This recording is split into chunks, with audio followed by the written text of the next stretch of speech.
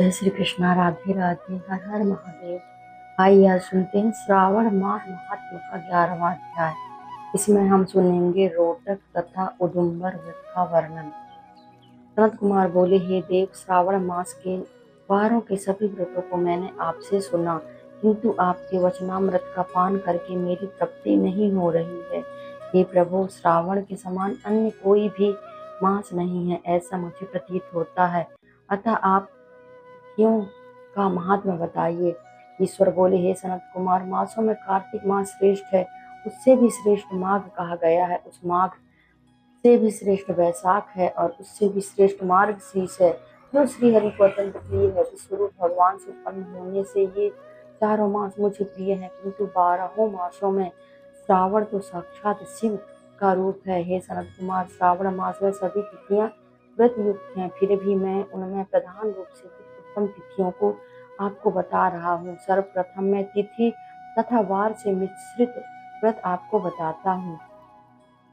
श्रावण मास में जब प्रतिपदा तिथि में सोमवार हो तो उस महीने में 5 सोमवार पड़ते हैं। उस श्रावण मास में मनुष्यों को रोटक नामक व्रत करना चाहिए।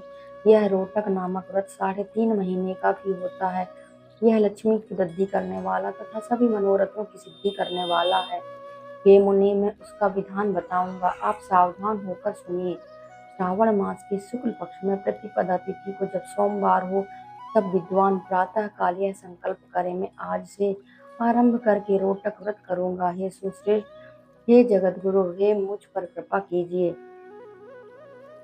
उसके बाद अखंडित बिल्व पत्रों, तुलसी दलों, नीलो तप्ल, कमल पुष्पों, कलहार पुष्पों, चंपा तथा मालती के पुष्पों, गोविंद पुष्पों, आग के पुष्पों, उस ऋतु तथा काल में होने वाले नाना अन्य सुंदर पुष्पों, धूप दीप नैवेद्य तथा नाना प्रकार के फलों से सूर्यधारी महादेव की प्रतिदिन पूजा करनी चाहिए। विशेष रूप से रोटकों का प्रधान नैवेद्य अर्पित करना चाहिए। पुरुष के आहार प्रमाण के समान 5 रोटक बनाने चाहिए। बुद्धिमान को चाहिए कि उनमें से 2 रोटक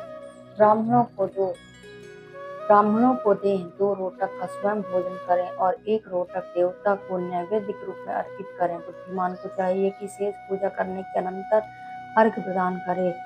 केला, नारियल, जंबीरी, नींबू, बीज पूरक, खजूर, ककड़ी, दाख, नारंगी, बिजौरा, नींबू, अखरोट, अनार तथा अन्य और भी जो ऋतु में होने वाले फल हों, वे सब अर्घदान में प्रशस्त करे। उस अर्घदान का फल सुनिए।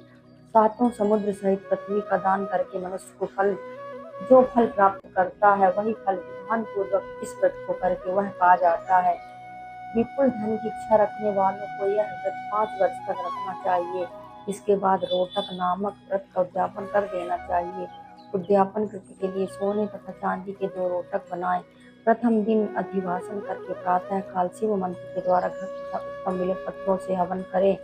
इस विधि से व्रत के संपन्न किए जाने पर मनुष्य सभी वांछित फलों को प्राप्त कर लेता है। हे सनत कुमार, अब मैं द्वितीया के शुभ व्रत का वर्णन करूंगा, जिसे श्रद्धा पूर्वक करके मनुष्य लक्ष्मीमान तथा पुत्रवान हो जाता है। औदुम्बर नामक वह व्रत पाप का नाश करने वाला है।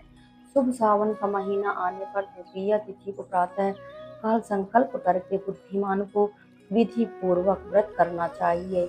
इस व्रत को करने वाला स्त्री हो या पुरुष, वह सभी संपदाओं का पात्र हो जाता है। इस व्रत में पितृपक्ष कूलर के वृक्ष की पूजा करनी चाहिए, किंतु कूलर वृक्ष न मिलने पर दीवार पर वृक्ष का आकार बनाकर इन 4 मंत्रों से उसकी पूजा करनी चाहिए। हे उदुम्बर, आपको नमस्कार है। हे हेम पुष्पक, आपको नमस्कार है। हे जंतु सहित फल से युक्त तथा रक्त अंड तुल्य फल वाले, आपको नमस्कार है। इसके अधिदेवता शिव तथा शुक्र की भी पूजा गूलर के वृक्ष में करनी चाहिए। इसके 33 फल लेकर 3 बराबर भागों में बांट देना चाहिए। इनमें से 11 फल ब्राह्मण को प्रदान करें, 11 फल देवता को अर्पण करें और 11 फलों का स्वयं भोजन करें। उस दिन अन्न का आहार नहीं करना चाहिए। शिव तथा शुक्र का विधिवत पूजन करके रात में जागरण करना चाहिए। ये तात इस प्रकार 11 वर्ष तक व्रत का अनुष्ठान करने के बाद व्रत की संपूर्णता के लिए उद्यापन करना चाहिए। सुवर्णमय फल, पुष्प तथा पात्र सहित एक कूलर का वृक्ष बनाएं और उसमें शिव तथा शुक्र की प्रतिमा का पूजन करें। उसके बाद प्रातःकाल होम करें। गूलर के शुभ कोमल तथा छोटे छोटे 108 फलों से तथा गूलर की समिधाओं से तिल तथा घृत सहित होम करें। इस प्रकार होम व्रत समाप्त करके आचार्य की पूजा करें। उसके बाद सामर्थ्य अनुसार 100 अन्यथा 10 ब्राह्मणों को ही भोजन कराएं।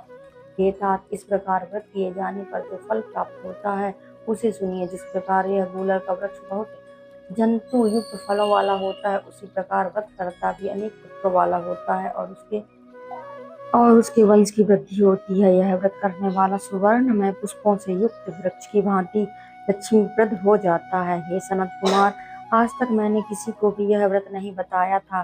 गोपनीय से गोपनीय इस व्रत को मैंने आपके समक्ष कहा है। इसके विषय में संशय नहीं करना चाहिए और भक्ति पूर्वक इस व्रत का आचरण करना चाहिए। इस प्रकार श्री स्कंद पुराण के अंतर्गत ईश्वर सनत कुमार संवाद में श्रावण मास महात्म्य में प्रतिपद रोटक व्रत द्वितीयोंबर व्रत कथन नामक 11वां अध्याय पूर्ण हुआ। बोलो शिव शंकर भगवान की जय। तो ये श्रावण मास की जय।